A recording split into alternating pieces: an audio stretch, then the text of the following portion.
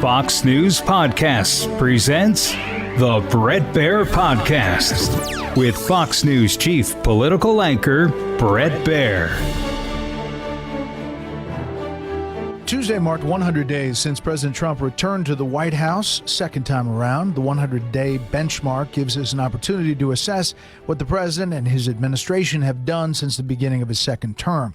The president spent the occasion at a rally in Michigan, where supporters joined him in celebrating the wins, as he called them, on the border, his signing of more than 130 executive orders, and the steps he's taking, in his words, to make America wealthier, a commitment he's attempting to uphold in the face of Americans' anxiety about the tariff plan.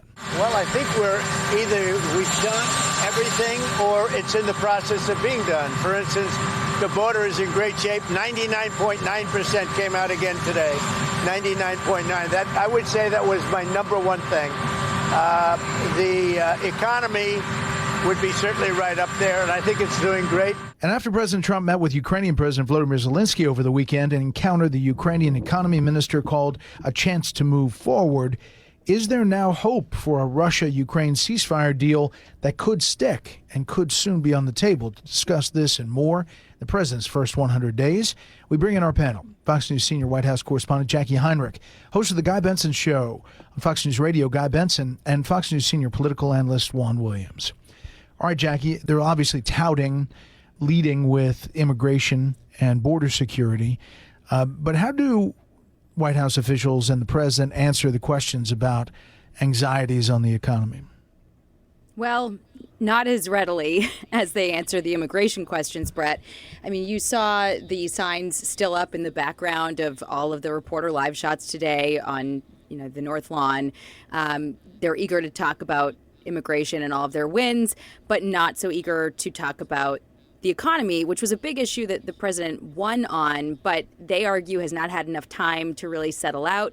They say that you're going to see some of the strategic uncertainty that they claim is part of the plan lift as soon as these deals start to get on paper. And then you've also got Congress that's got to step up and do the other part of it with the tax cuts and the deregulation, which they say will sort of fill out the picture. But you don't hear them taking head on too many questions about the economy. The president was asked a few times today at departure about the Canadian elections. You had the conservative candidate looking poised for a win just a few months ago. That went to the liberal candidate, obviously, and what was a surprise. And you had even some members of the president's party. It was Don Bacon who said that the president's tariff policy made Canadian liberals great again. The president dodged that question. He was asked it a couple times. Nobody asked it of the Treasury Secretary, but he did hear him sort of hedge around the direct questions about the likelihood that we're going to see some bare shelves coming soon because of the decrease in shipping containers coming from China.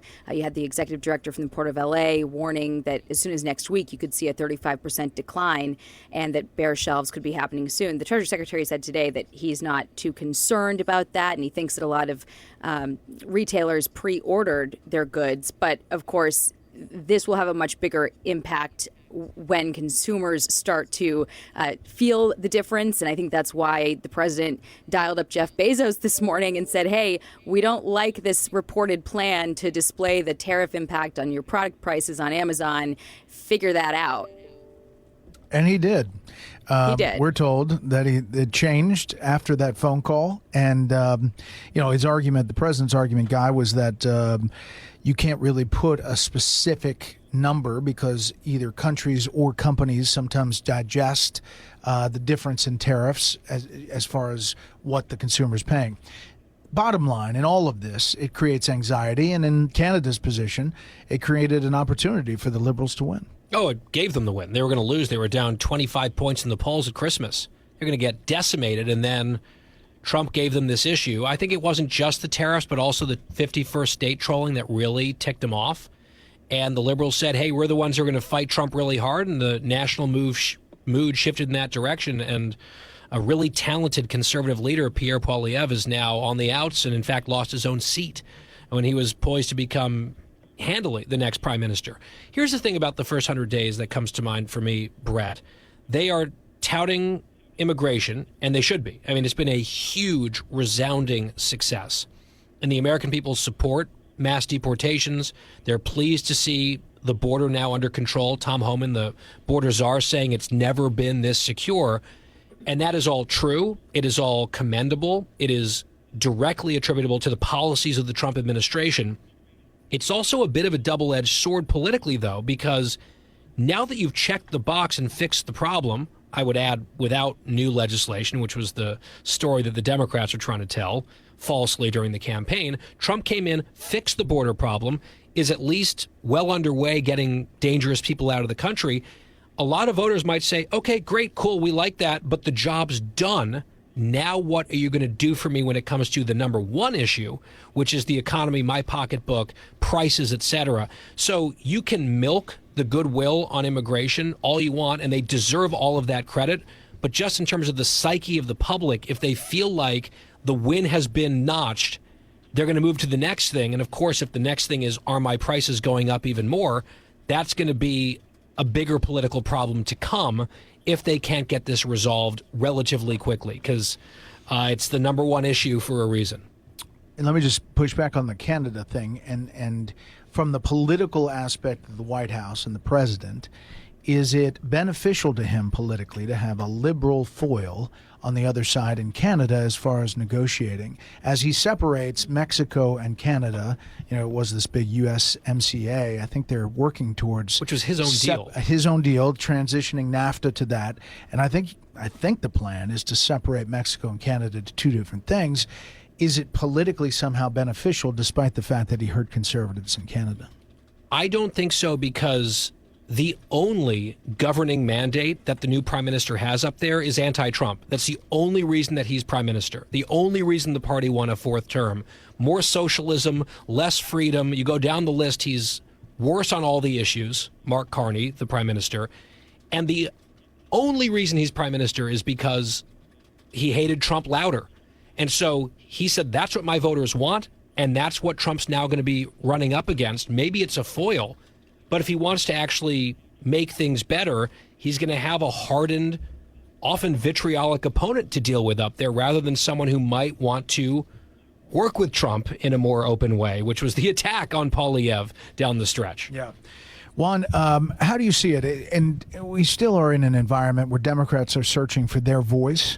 A voice that popped up this week was Illinois Governor Pritzker, who clearly is laying groundwork, it seems, for a 2028 presidential run. But, this whole thing about mass protests against the Trump administration and sit-ins on Capitol Hill, not sure how that's all playing in the big picture. You?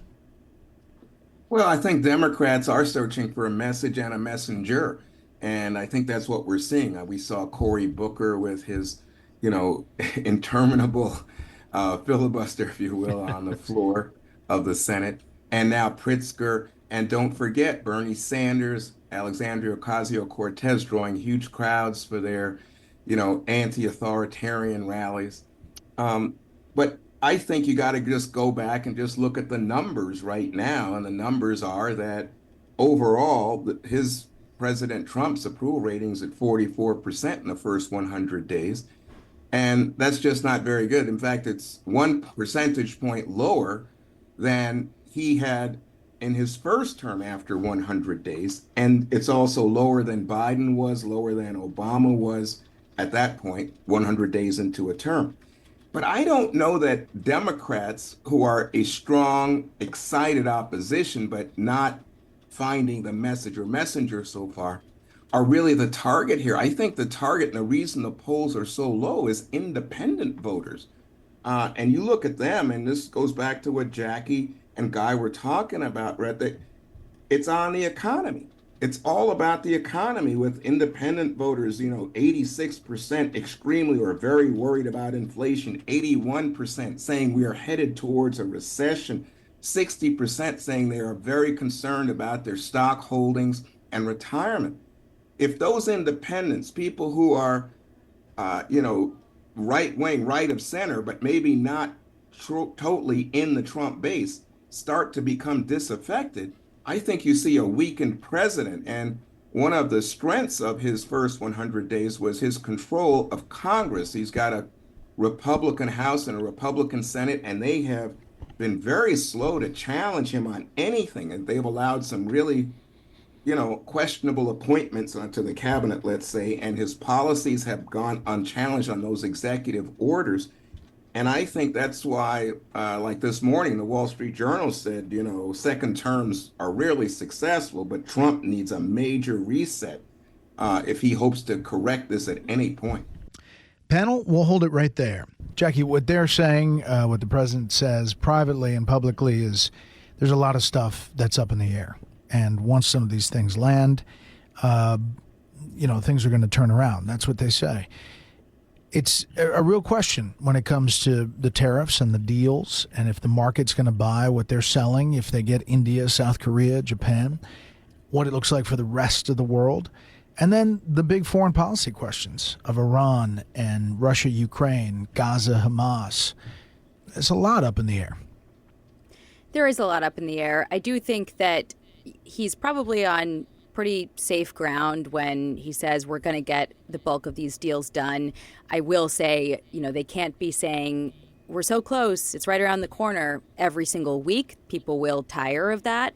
But with most countries, aside from China, I do think that, they are all interested in reaching a deal for the sake of their own economies.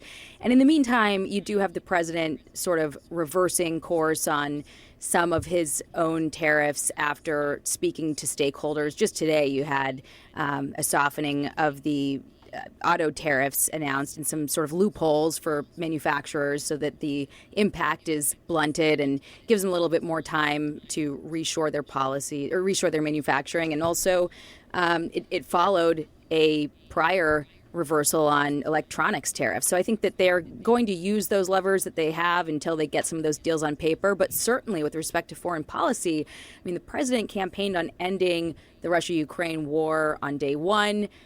Now it's day 100. It's still proving to be elusive. I think it is in a lot of ways an intractable war at this point, but you haven't seen this administration really play hardball with Russia yet. And there is some global impact when you start to do sanctions enforcement. That is still a tool in their toolbox that they could choose to wield should the diplomacy route not work. But of course, even that, poses some other questions, because if the White House walks away from diplomacy, there are people in the president's party who understand that to mean that we're also walking away from support for Ukraine. I'm not so sure that that's a clear decision right now within the White House on whether that would be a good idea, an advisable idea, or even a welcome idea. You don't want to have, and I think the president doesn't want to look like, he couldn't fix things with Putin, and he was somehow strong-armed away from that. He wants to have a successful record. He wants to be a peacemaker president. So we'll see where that goes. I think they're probably facing a similar situation with respect to Gaza, but with Iran, you may see pressure ratcheting up from Israel to take advantage of the fact that Iran's air defenses are down right now. And if they're going to strike the nuclear facilities, now is the time. That's an ongoing debate within the administration on whether that is advisable or not. There are certainly voices around the president who don't want to see that kind of engagement from the U.S. or support for Israel to take a unilateral action. But that is one area that I'm watching for some developments. Yeah, and there's a lot there that we're told that it was very close to give Bibi Netanyahu the green light to go ahead and go, but the president wants to seek a solution. Guy, they're spending a lot of time, refuting polls, even though a lot of the polls pretty much line up together. And it tracks. On border security, he's definitely in a great spot.